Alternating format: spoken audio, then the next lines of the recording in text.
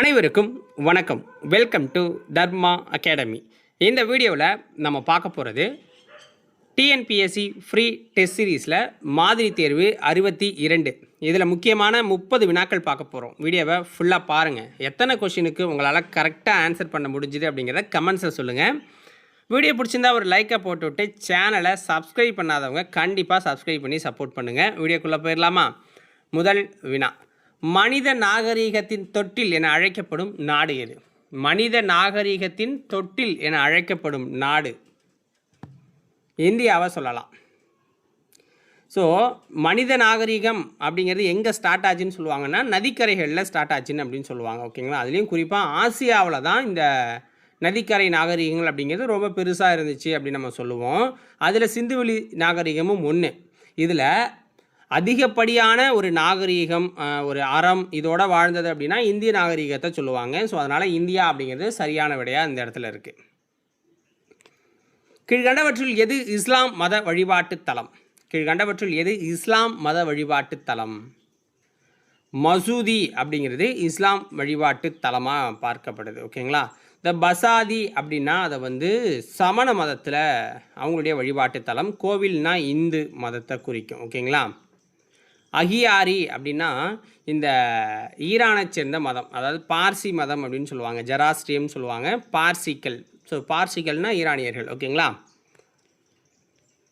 கீழ்கண்டவற்றில் எது புத்த வழிபாட்டு தலம்? கீழ்கண்டவற்றில் எது புத்த மத வழிபாட்டு தலம்? விகாரா அப்படிங்கிறது தான் புத்த வழிபாட்டு தலமாக இருக்குது. ஓகேங்களா? சினஹாக் அப்படிங்கன்னா யூதர்கள் இருக்காங்களா, அவங்களுடைய வழிபாட்டு தலம் தான் இந்த சினஹாக் அப்படிங்கிறது. இதுவரை இந்திய அரசால் எத்தனை மொழிகள் அங்கீகரிக்கப்பட்டுள்ளது? 22 மொழிகள் அப்படிங்கிறது அங்கீகரிக்கப்பட்டிருக்கு. ஸோ இந்த அங்கீகரிக்கப்பட்ட மொழிகள்லாம் எந்த அட்டவணையில் இருக்கும்? 8வது அட்டவணையில் இருக்கும். உலக மக்கள் தொகை தினம் எப்பொழுது கடைபிடிக்கப்படுகிறது? உலக மக்கள் தொகை தினம் எப்போது கடைபிடிக்கப்படுகிறது? ஜூலை 11. ஓகேங்களா? ஸோ இது 1989 ஐக்கிய நாடுகள் சபையால் அறிவிக்கப்பட்டுச்சு. ஸோ எதுக்குன்னா 1987 ஜூலை 11 உலக மக்கள் தொகை அப்படிங்கிறது 500 கோடியை தாண்டிச்சு. ஸோ அதனால் இந்த நாள் அப்படிங்கிறது அதிகமாக போய்கிட்டு இருக்கு. இதுக்கு ஒரு விழிப்புணர்வு தேவைங்கிறதுக்காக தான் இந்த தினத்தை ஜூலை 11 1987 கொண்டாடணும் முடிவு பண்ணுறாங்கன்னு வச்சுக்கோங்க. அந்த 500 மில்லியன் தாண்டுது. ஸோ அதை 1989 ஜூலை 11 உலக மக்கள் தொகை தினமாக கொண்டாடுறாங்க. பன்னாட்டு தாய்மொழி தினம் எப்பொழுது அனுசரிக்கப்படுது? பன்னாட்டு தாய்மொழி தினம் எப்பொழுது அனுசரிக்கப்படுதுன்னா பிப்ரவரி 21. ஸோ யுனெஸ்கோ அமைப்பு 1999 இதை அறிவிக்கிறாங்க. 2000 வருஷத்துலேருந்து உலகம் முழுவதும் இதை நம்ம கடைபிடிச்சிட்ருக்கோம். உலக கலாச்சார பல்வகை நாள் எப்பொழுது அனுசரிக்கப்படுது? உலக கலாச்சார பல்வகை நாள் எப்பொழுது அனுசரிக்கப்படுதுன்னா மே 21.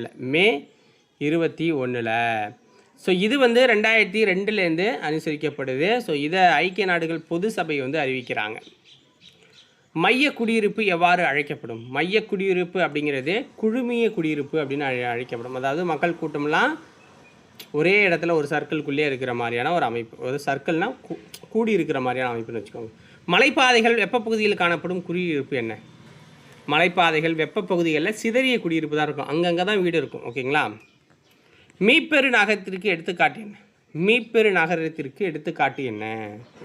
ஸோ முதல்ல மீப்பெரு நகரம்னா என்னென்னா 10 லட்சத்துக்கும் அதிகமாக இருக்கிற நகரங்களை மீப்பெரு நகரம்னு சொல்லுவாங்க. அப்போ இந்த கொடுத்துருக்க ஆப்ஷனில் எது சரியாக இருக்கும் அப்படின்னா சென்னையை நம்ம சொல்லலாம் மீப்பெரு நகரம். செயற்கைக்கோள் நகரத்திற்கு எடுத்துக்காட்டு என்ன? செயற்கைக்கோள் நகரம்னா குர்கான் அப்படிங்கிறத சொல்லலாம். என்னென்னா இந்த பெரிய நகரம் இருக்குல்ல, இங்கே மக்கள் நெரிசலை குறைக்கிறதுக்காக அதுக்கு பக்கத்துலேயே பிளான் பண்ணி ஒரு நகரத்தை உருவாக்கினா அதுதான் செயற்கைக்கோள் நகரங்கள் அப்படின்னு சொல்லுவாங்க. ஸோ அதனால் என்னாச்சுன்னா டெல்லி இப்போ பெருசாக டெவலப் ஆகிட்டே இருக்கா, அதுக்காக குர்கான் அப்படிங்கிறத பக்கத்தில் க்ரியேட் பண்ணியிருக்காங்க. கீழ்கண்டவற்றுள் இடப்பெயர்வுக்கான இழுகாரணி எது? இடப்பெயர்வுக்கான ஒரு இழுகாரணி எது? கல்வி தான். ஸோ படிக்கிறதுக்காக தான் வெளியூருக்கு போவாங்க அதிகபட்சம்னு வச்சுக்கோங்க. கீழ்கண்டவற்றுள் இடப்பெயர்வுக்கான உந்து காரணி எது? உந்து காரணி அப்படின்னா ஏழ்மையாக சொல்லலாம். அதாவது இழு காரணின்னா ஒருத்தனுக்கு கல்வி தேவைங்கிறதுக்காக கல்வி அவனை இழுக்குதுன்னு வச்சுக்கோங்க. உந்து காரணின்னா அவனோட ஏழ்மை வந்து இங்கே இருக்கவே முடியாது, நம்ம அங்கே போய் தான் அவனு உந்து தள்ளுறது. ஓகேங்களா? கீழ்கண்டவற்றில் உயிரியல் சார்ந்த இடர்கள் எது? கீழ்கண்டவற்றில் உயிரியல் சார்ந்த இடர்கள் அப்படின்னா தட்டமையை நம்ம சொல்லலாம். தட்டமையை நம்ம சொல்லலாம். புவியின் வெளிப்புற அடுக்கு டேஷ் ஆகும். புவியின் வெளிப்புற அடுக்கு அப்படிங்கிறது டேஷ் ஆகுங்கிறாங்க. ஆன்சர் என்ன? புவி மேலோடு அப்படின்னு சொல்லப்படுது. பூமியின் மேற்பரப்பு எத்தனை சதவீதம் நீரால் சூழப்பட்டுள்ளது? பூமியின் மேற்பரப்பு எத்தனை சதவீதம் நீரால் சூழப்பட்டுள்ளதுன்னா 71% நீரால் சூழப்பட்டிருக்கு. 71%. பேரிஸ்பியர் என அழைக்கப்படுவது எது? பேரிஸ்பியர் என அழைக்கப்படுவது எது? புவிக்கரு. ஸோ அதோட கவசம் வந்து மீசோஸ்பியர்னு அழைக்கப்படும். புவி மேலோடு லித்தோஸ்பியர்னு அழைக்கப்படும். கீழ்கண்டவற்றுள் தாய்ப்பாறைகள் அல்லது முதன்மை பாறைகள் என அழைக்கப்படுவது எது? கீழ்கண்டவற்றுள் தாய்ப்பாறைகள் அல்லது முதன்மை பாறைகள் என அழைக்கப்படுவது எதுன்னு கேட்குறாங்க. தீப்பாறைகள். உலகின் மிக பழமையான படிவு பாறைகள் எங்கே அமைந்துள்ளது? உலகின் மிக பழமையான படிவு பாறைகள்லாம் எங்கே அமைஞ்சிருக்குன்னா கிரீன்லாந்து நாட்டில் அமைஞ்சிருக்கு. தாஜ்மஹால் எந்த பாறையினால் உருவான வெள்ளை பளிங்கு கற்களால் கட்டப்பட்டது? தாஜ்மஹால் எந்த பாறையினால் உருவான வெள்ளை பளிங்கு கற்களால் கட்டப்பட்டுள்ளது? உருமாறிய பாறைகள். கீழ்கண்டவற்றில் எது பாறைகளின் பயன்பாடு? கீழே கொடுத்துருக்கல எது பாறைகளோட பயன்பாடுன்னா சிமெண்ட் தயாரிக்கிறது, குளியல் தொட்டி, கட்டடப் பொருட்கள், இதுக்கு எல்லாத்துக்குமே அது பயன்படுது. உலக மண் தினம் எப்பொழுது அனுசரிக்கப்படுகிறது? உலக மண் தினம் எப்பொழுது அனுசரிக்கப்படுதுன்னா டிசம்பர் 5 அனுசரிக்கப்படுது. ஸோ 2014 ஐக்கிய நாடுகள் பொது சபை இருக்குல்ல, அதால் அதிகாரப்பூர்வமாக அறிவிக்கப்பட்டுச்சு. தீப்பாறைகள் சிதைவடைவதால் உருவாகும் மண் வகை எது? தீப்பாறைகள் சிதைவடைவதால் உருவாகிற மண் கரிசல் மண். அயனமண்டல பிரதேச காலநிலையில் உருவாகும் மண் வகை எது? அயனமண்டல பிரதேச காலநிலையில் உருவாகும் மண் வகை எது? சரளை மண். உருமாறிய பாறைகள் மற்றும் படிக பாறைகள் சிதைவடைவதால் உருவாகும் மண் வகை எது? உருமாறிய பாறைகள் மற்றும் படிக பாறைகள் சிதைவடைவதால் உருவாகும் மண் வகைனா செம்மண்ணை சொல்லலாம். காலநிலை என்பது எத்தனை ஆண்டுகளின் பதிவு? காலநிலை என்பது எத்தனை ஆண்டுகளின் பதிவு?